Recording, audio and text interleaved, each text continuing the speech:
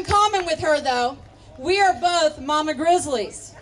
Are any of you Mama Grizzlies? Do we have any Papa Grizzlies? Oh, come on. Papa Grizzlies. All right, so how many of you are just conservative Grizzlies who love your country? So that's pretty much all of you. Listen, we started RaeseNet.com in December of 2008. Grassfire felt that it was time, based on what was happening in our country, that it was time that they took their influence and their base of members of 1.5 million and tried to find a way for them to connect with one another. How important is it for us all to connect with each other in this movement? Very, very important. So we've worked really hard for the last almost 2 years now to provide a social networking environment that helps you to connect with people in your state, in your district, and within your community. But something else has happened over these last 2 years that we have found to be very important too, and that is working with all of you to provide or to gather and obtain very important information that you need to be aware of. Because I don't know if you've noticed, but our mainstream media, or as some people like to call it, our lamestream media, they don't know what truth in reporting means anymore. Have you guys noticed that? So what they do is they spin these little tales of lies and manipulation because they want to control all of us. Are they controlling us? No. But you know what is so wonderful is we have the internet and the social networking sites today, the Facebook and the Twitter and the RaeseNet.com and groups like that, so that we can actually turn out our own information, keep ourselves informed, and we really don't need them, do we? No. We don't. And so what I have found is that you are the new media. You are. You're journalists.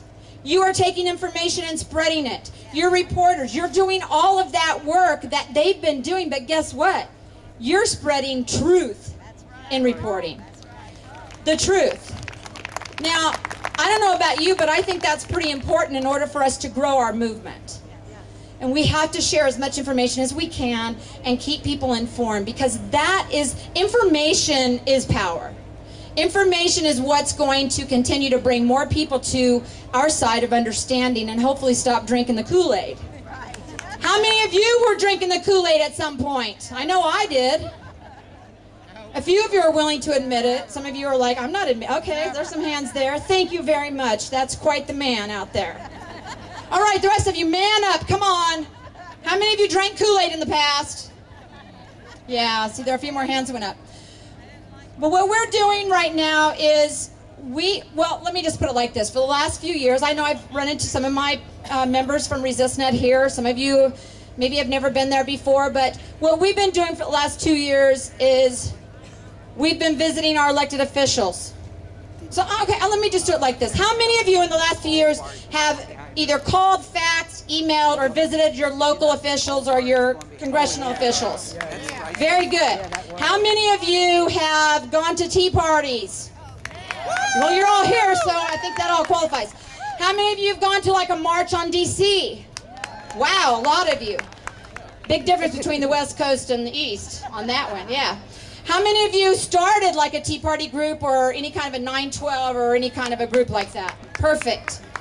How many of you showed up and voted in your primary election this year? Awesome. How many of you have already early voted for this year? Wonderful. And how many of you are going to show up on November 2nd and take our country back? See, this is what I found out, is that no matter what, all of you have taken very important steps to take our country back. How many of you have sent a message to someone trying to keep them informed? An email, forwarded it. See, you are the movement. You are patriots. Now let me ask you a couple more questions before I go. How many of you consider yourself a Republican or conservative?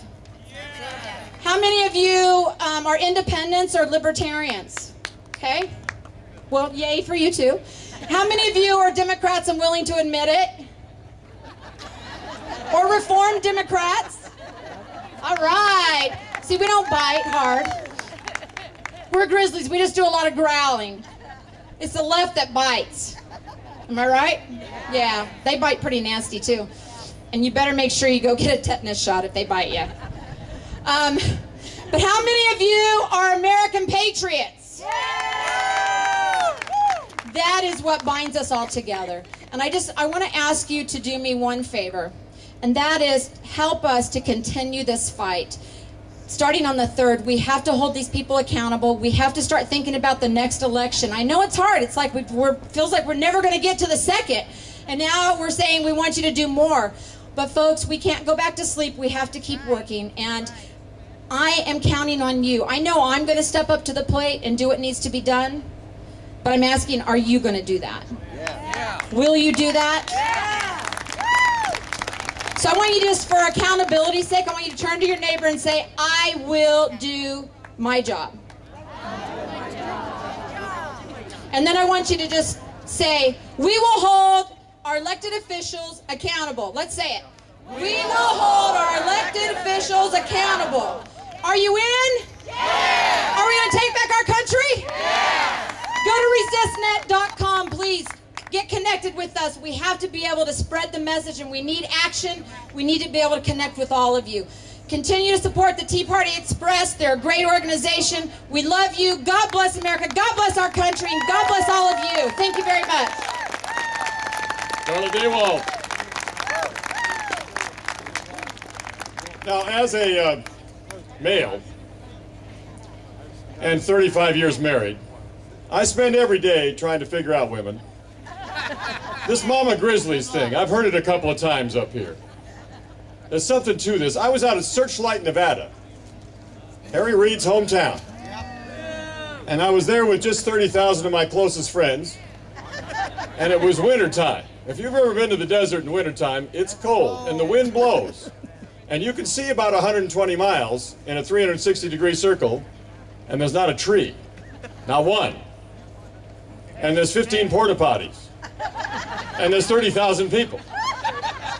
You know, and I'm going, who booked me into this deal? And here's Sarah Palin, right? And she gets up on the stage, and the audience rises, lots of applause, and women of all descriptions rush the stage. And I felt something at that moment that I thought, okay, now wait a minute, as a male, I think I may have seen something here. Females, I think, are responding to Sarah Palin not only because she's like a real mom and woman and has kids and problems and, you know, whatever, but also because what Obama and Pelosi and Reid are doing threatens future generations.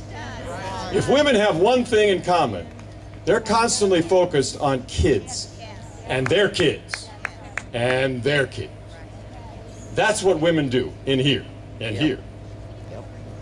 And when we had our